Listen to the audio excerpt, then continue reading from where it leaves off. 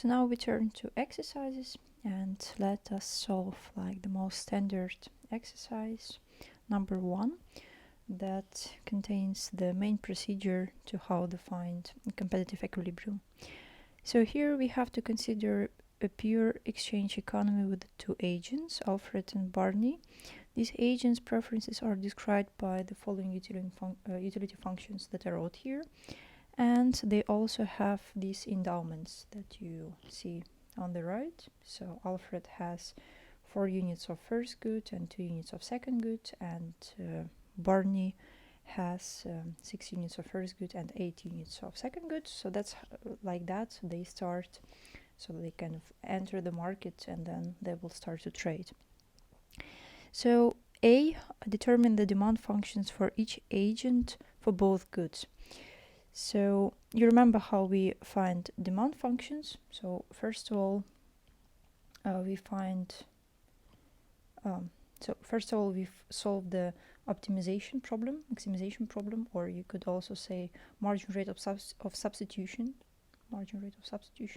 equal to the ratio of prices, or you can set up Lagrangian, and then the result of that you have to substitute into the budget constraint. So you can do in either procedure. So from here we get x1, x2, and that one then into budget constraint. So let's say this one, this time we are going to set up Lagrangian, just so that you can see different approaches. So first of all, what is going to be, so we have to maximize utility, okay, subject to budget constraint, and budget constraint is going to look like that. So that's so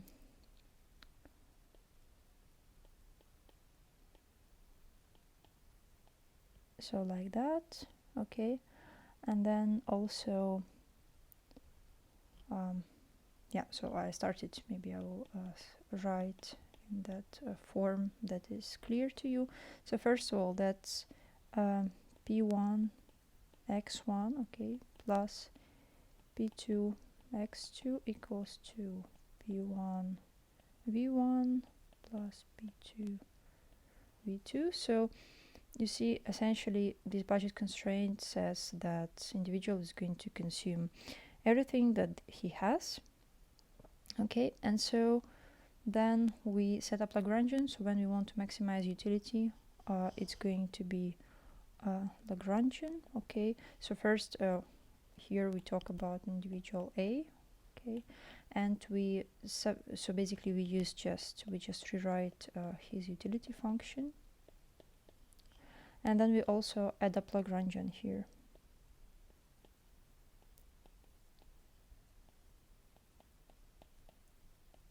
So here I put A because that's individual A.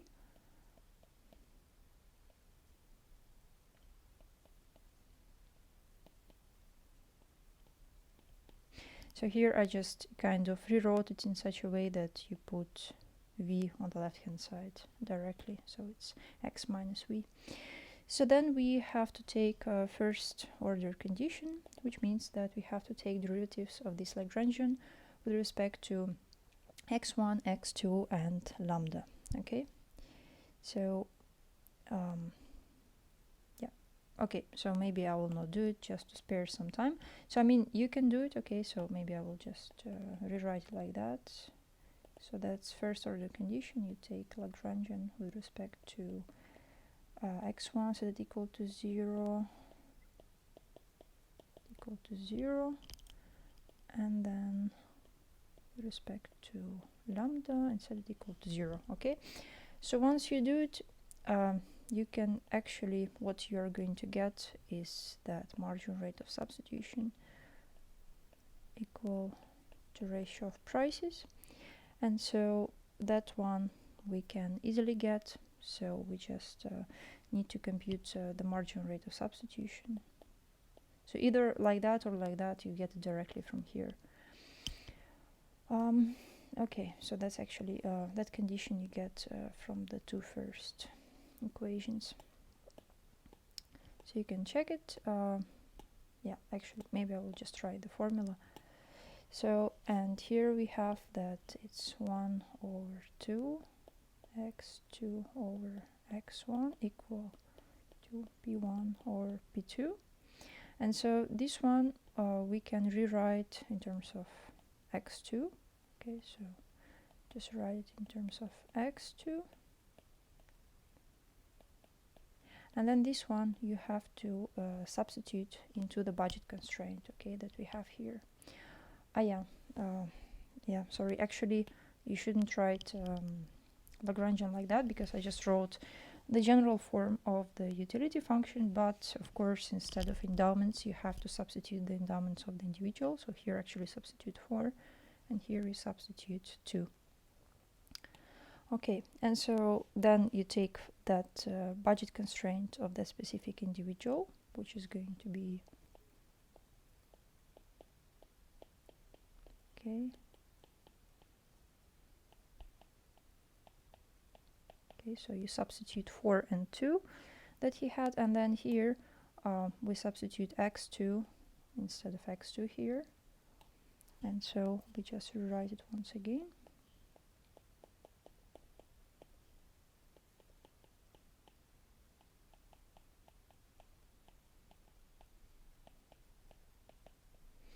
So then we can simplify, you kind of continue to solve.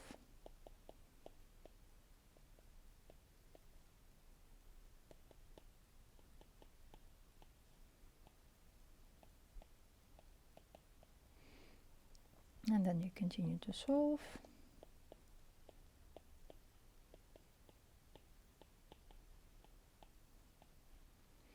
And so from here already you can get, so you can express x1, okay, which is going to be the demand for good x1 of individual A.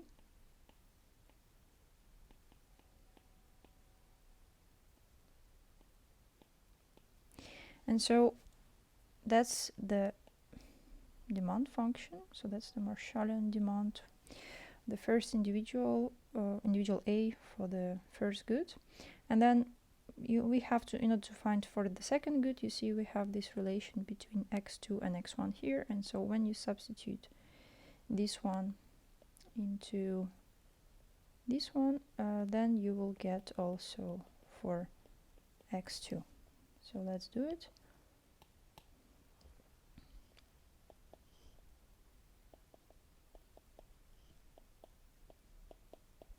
So we substitute here that, so just rewrite it once again, and here we have to substitute x1.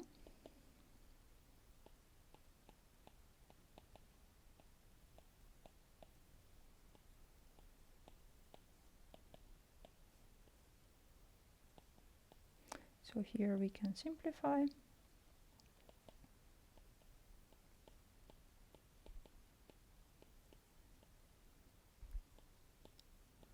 Okay, so that's for, that's for good 2, individual A, that's the demand function. So we found them. These are 2 demand functions that we needed. So then we have to, that's only the first individual, but then we also have individual B. So again, you could set up Lagrangian for him, or we just going to use that marginal rate of substitution equal to the ratio of prices, which is just faster. Okay, and that's so we see his utility. So we have to take derivative of this utility with respect to x1 and x2, and then you get this one, and you set it equal to the ratio of prices. And from here, again, just for convenience, you can express x2. You could also express x1. Actually, it does not matter. And then this one you want to substitute again into the budget constraint. Okay, and budget constraint here is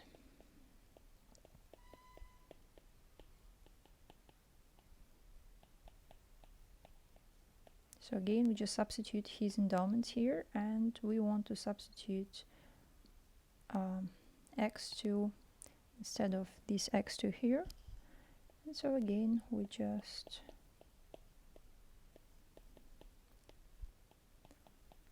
substitute, and then we just have to solve.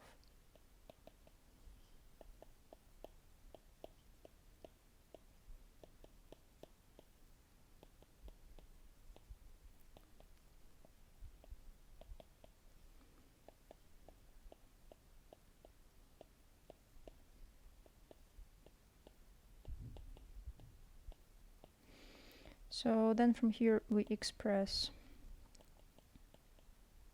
x1, and that will be the demand function.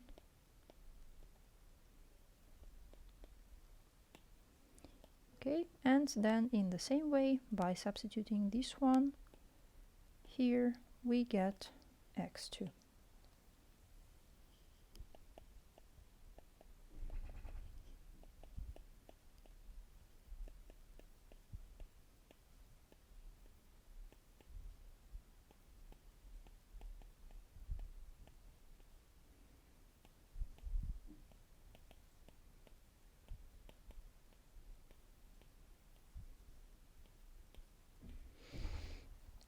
Okay, so then we, yeah, I will just highlight, so that's again,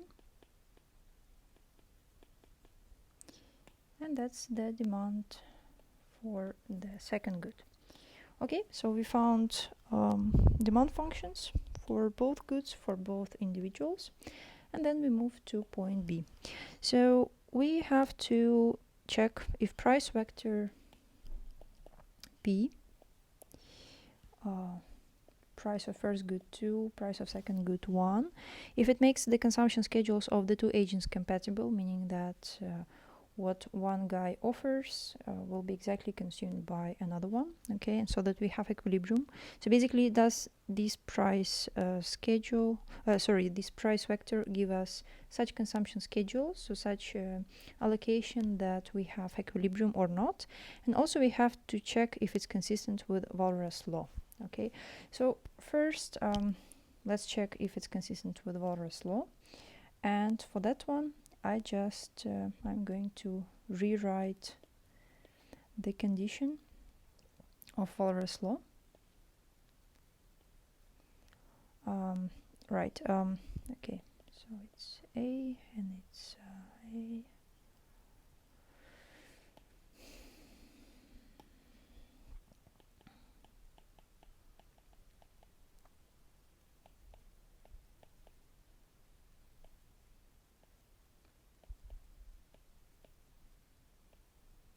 like that.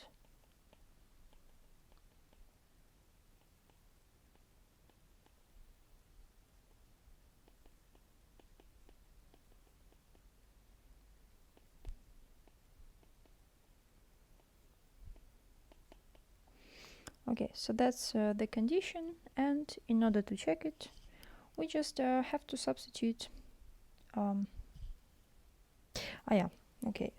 So that's, I just write it. That's just Walras law here. But in order to substitute, so first we need to see, in order to check the Walras law, we need to see what are the consumptions, okay, of the goods by individuals at these specific prices. And for that we need to substitute these prices into the demand functions that are going to show what are the consumptions at these prices. So let's substitute and see. So for individual A, first good, you see that's the demand function, and so I'm just going to rewrite it. And so then we have to substitute. So we have to substitute 1 instead of P2 and 2 instead of P1.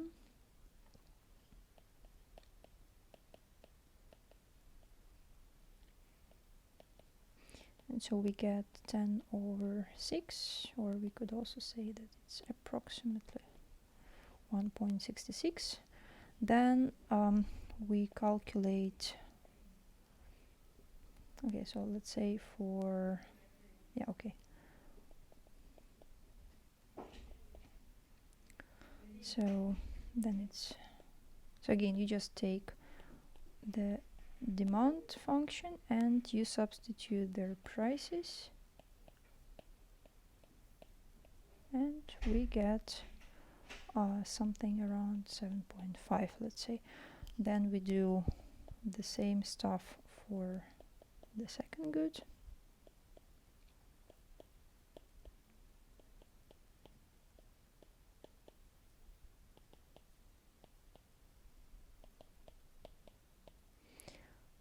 Okay, and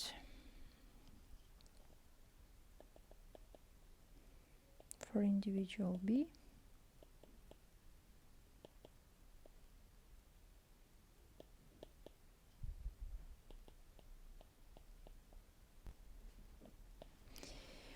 okay, so that's what we have. And then also I just made a drawing so that we can use it in the future, and I don't have to draw it again.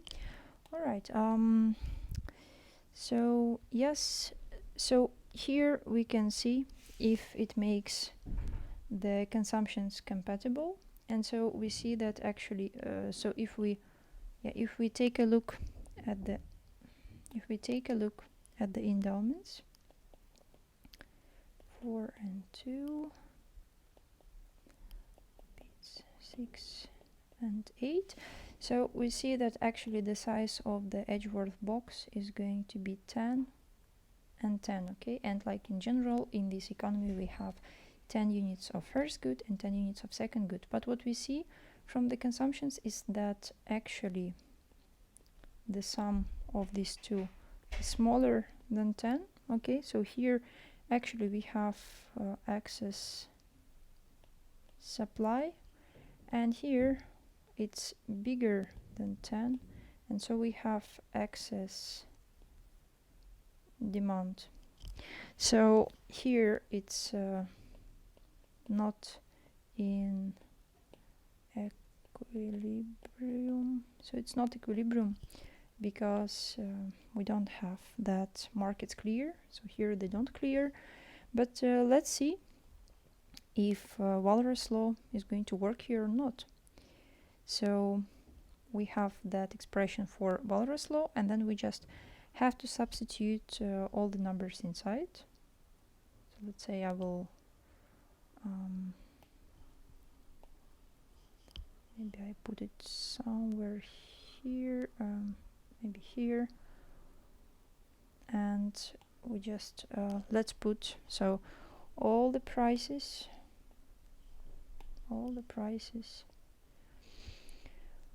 and values.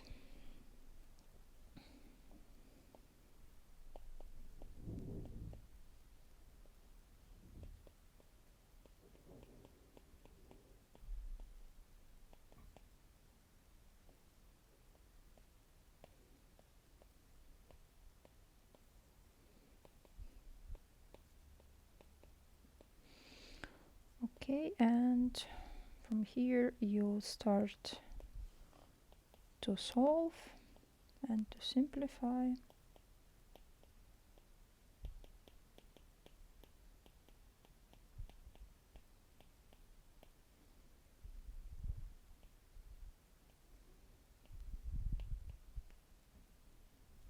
It's minus.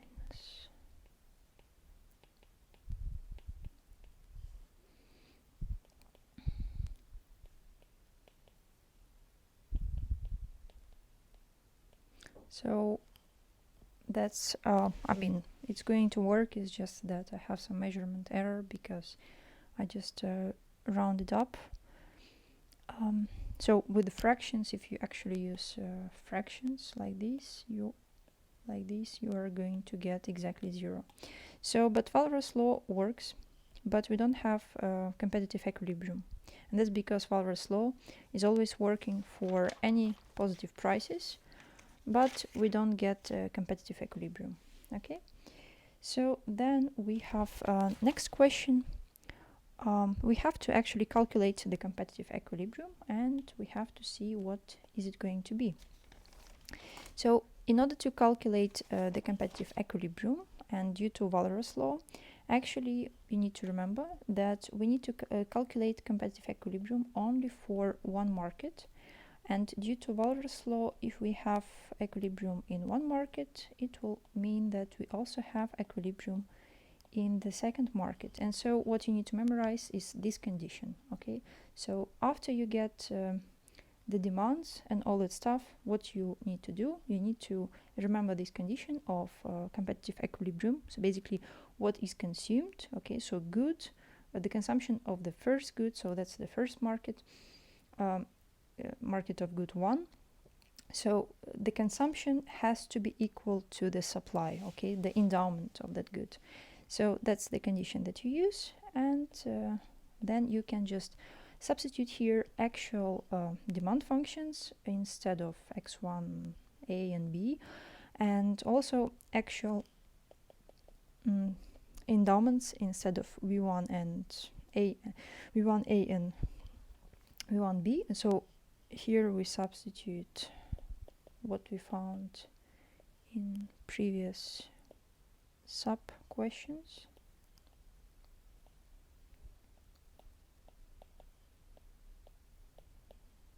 So we are going to look for competitive equilibrium for the first market, so market of good 1. If you like, you could do it for the second market. You will get exactly the same result.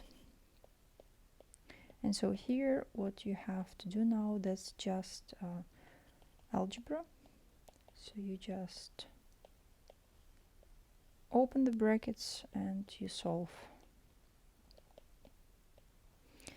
Okay, and then you simplify even more.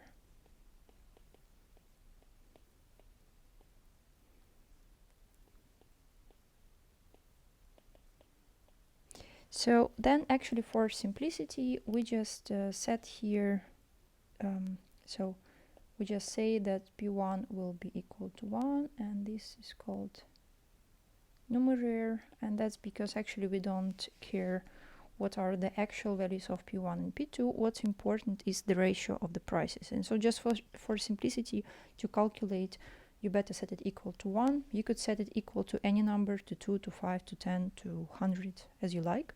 Still the ratio of the prices would be the same. And that's because as inflation, okay, you don't care if you get salary 100 euros and you can buy something for 1 euro, or you get 1000 euros and you can buy it for 10 euros. Okay, like the ratio is the same, so your purchasing power. And the same story here. So let's say we set p1 equal to 1, and then in this case it's immediately simplified.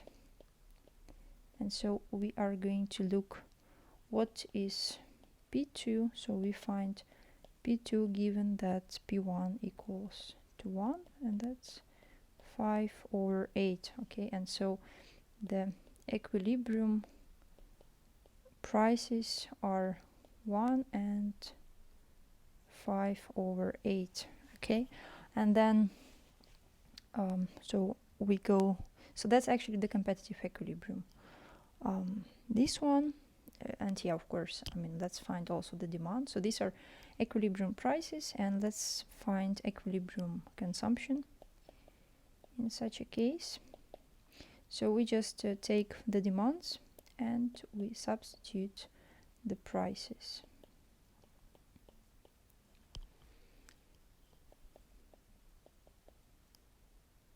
Okay, so so that it's more illustrative, let's first calculate for the first good.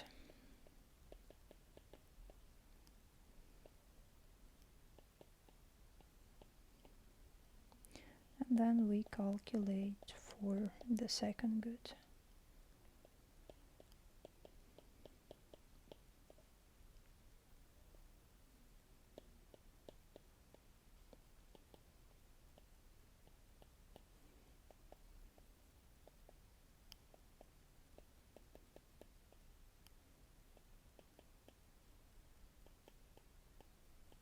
So here I just decided to keep such fractions so that you can see directly. And so when you sum up, actually you get 40 over 4, which is 10. And here you will get 50 over 5, which is also 10. So you see that actually they are going to consume everything that they have. And so then let's make a use of this edgeworth box to solve for point D and to find what are actually how the edgeworth box looks like. So we have D, so we have individual A, we have individual B, and then let's first show what was the initial endowment in this economy. So actually individual A had so he had 2 units of first good, 4 units of first good and 2 units of the second good. So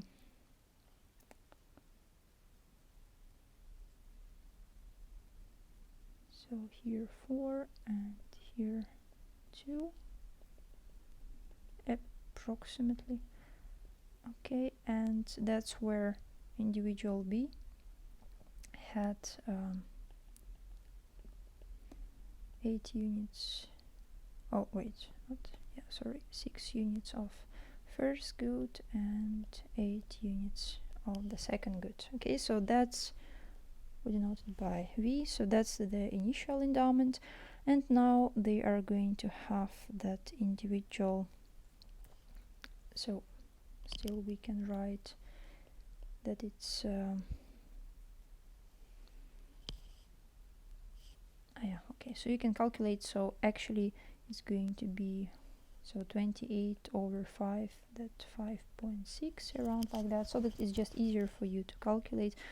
33 over 4, that's around 8.25, and then we have, so that's around 1.75, and we also have that this one is around 4.4, and so we just show that it's going to be somewhere, so we have 5, 6, then we have 8, 25, and so let's say that new equilibrium is going to be in green, and so here we have 4.4, here we have 1, why is it, yeah, it's around like that, yeah, 175, and so that is going to be actually the competitive equilibrium, and that's where we have that their indifference curves are going to be tangent.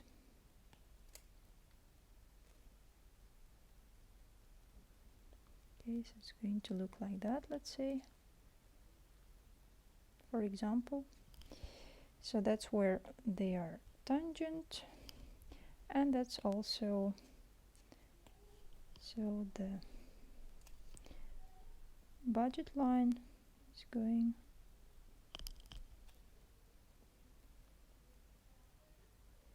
to go like that. Yeah, maybe it's not super precise. Okay, so it's tangent here, but I think you get the idea, and it's tangent here. Okay, so that's how it should be. All right,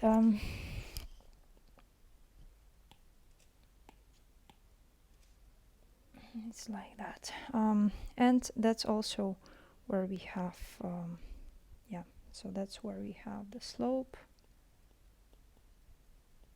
minus 1 over 5 over 8, so that's our prices. Okay, so that's it for this exercise, and then I just suggest that exercise 2 and 3 And 4, I suppose, you have for the homework. And I suggest it because for the exam it's really important that you practice as much as possible, because the principle is going to be the same. You always have to take this maximization condition, you find the demands, and then you have to substitute these demands into this condition of the competitive equilibrium, and you get the answer. Okay, so that's kind of the same procedure all the time, but please try to exercise. It's really important because it's not enough just to know the principle. It's really good if you do it several times yourself, so that you really are well prepared for the exam. Okay,